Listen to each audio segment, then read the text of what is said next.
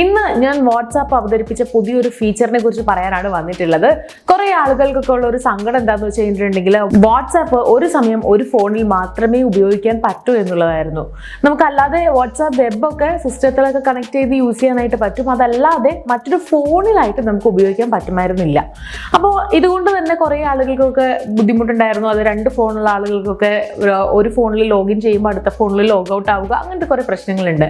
എന്നാൽ ഇനി അങ്ങനെ ഒരു സങ്കടം വേണ്ട. വാട്സാപ്പ് പുതിയതായിട്ടൊരു ഇത് കൊണ്ടുവന്നിരിക്കുകയാണ്. ഒരു സമയത്ത് ഒന്നിലധികം ഫോണുകളിൽ ഇനി മുതൽ നമുക്ക് വാട്സാപ്പ് ലോഗിൻ ചെയ്യാനായിട്ട് പറ്റും.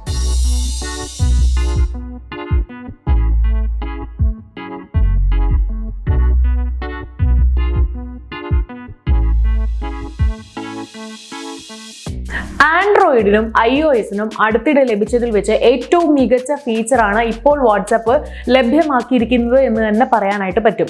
മുൻപൊക്കെ നമ്മൾ വാട്സാപ്പ് മറ്റൊരു ലാപ്ടോപ്പിലോ അല്ലെങ്കിൽ നമ്മുടെ ഏതെങ്കിലും ഡെസ്ക്ടോപ്പിലോ ഒക്കെ വാട്സാപ്പ് ലിങ്ക് ചെയ്തതിന് ശേഷം നമ്മൾ യൂസ് ചെയ്തുകൊണ്ടിരുന്നു. പക്ഷേ എന്നാൽ നമുക്ക് ഫോണിൽ മാത്രം ഇങ്ങനെ ലോഗിൻ ചെയ്യാൻ പറ്റുമായിരുന്നില്ല. നമ്മൾ ലോഗിൻ ചെയ്യാൻ പറ്റുമായിരുന്നെങ്കിലും നമ്മൾ അടുത്ത ഫോണിൽ ലോഗ് ഔട്ട് ആകുമായിരുന്നു. ഒരു ഫോണിൽ വാട്സാപ്പ് ഉള്ള ആള് അടുത്ത ഫോണിൽ അയാളുടെ സ്വന്തം വാട്സാപ്പ് ഓൺ ചെയ്യുമ്പോൾ നമ്മുടെ കയ്യിലുള്ള മറ്റേ ഫോണിലെ വാട്സാപ്പ് ലോഗ് ഔട്ട് ആകുമായിരുന്നു.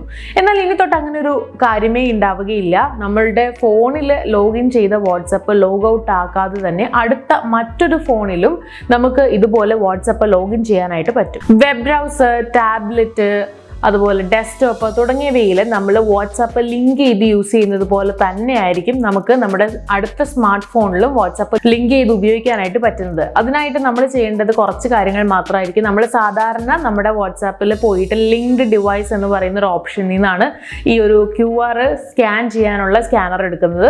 അപ്പോൾ അതുപോലെ തന്നെ ആയിരിക്കും ഇനി നമ്മൾ സ്മാർട്ട് ഫോണായിട്ട് കണക്ട് ചെയ്യുമ്പോഴും ചെയ്യേണ്ടത്.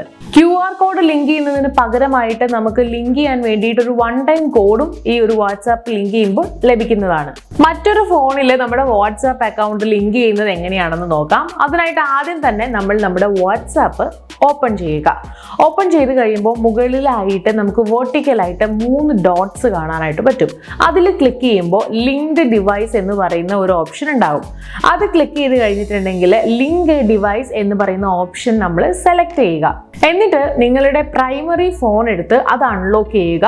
അതിനുശേഷം നമ്മൾ ലിങ്ക് ചെയ്യാൻ ആഗ്രഹിക്കുന്ന വാട്സാപ്പ് ഉള്ള ഫോണിൽ നിന്നും അതിൻ്റെ QR കോഡ് എടുത്ത് ഈ അടുത്ത ഫോണിൽ നിന്നും QR സ്കാൻ ചെയ്ത് നമുക്ക് ഈ വാട്സാപ്പ് ഇതിലേക്ക് ഈ അടുത്ത ഫോണിലേക്ക് എടുക്കാവുന്നതാണ്.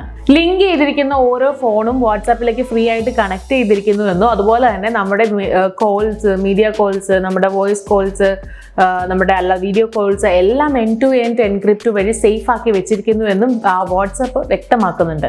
അതുപോലെ നമ്മൾ ശ്രദ്ധിക്കേണ്ട ഒരു കാര്യം, നമ്മളിങ്ങനെ എല്ലാ ഫോണുകളിലും വാട്സാപ്പ് ഒക്കെ ആക്കി വെച്ചതിന് ശേഷം പ്രൈമറി ഡിവൈസ് യൂസ് ചെയ്യാതിരുന്ന് കഴിഞ്ഞിട്ടുണ്ടെങ്കിൽ ഓട്ടോമാറ്റിക് ആയിട്ട് നമ്മുടെ മറ്റ് ഫോണുകളിലുള്ള വാട്സാപ്പ് അക്കൗണ്ടുകളെല്ലാം തന്നെ ഓട്ടോമാറ്റിക്കായി തന്നെ ലോഗ് ഔട്ട് ആകും. വാട്സാപ്പിന്റെ ഈ പുതിയ ഫീച്ചർ എത്ര പേർക്ക് ഇഷ്ടപ്പെട്ടു എന്ന് കമന്റ് ബോക്സിൽ പറയാം. ഇതുപോലെ അടിപൊളി പുതിയ ട്രിക്സും ടിപ്സും ആയിട്ട് കാണാം. അതുവരെ ബൈ.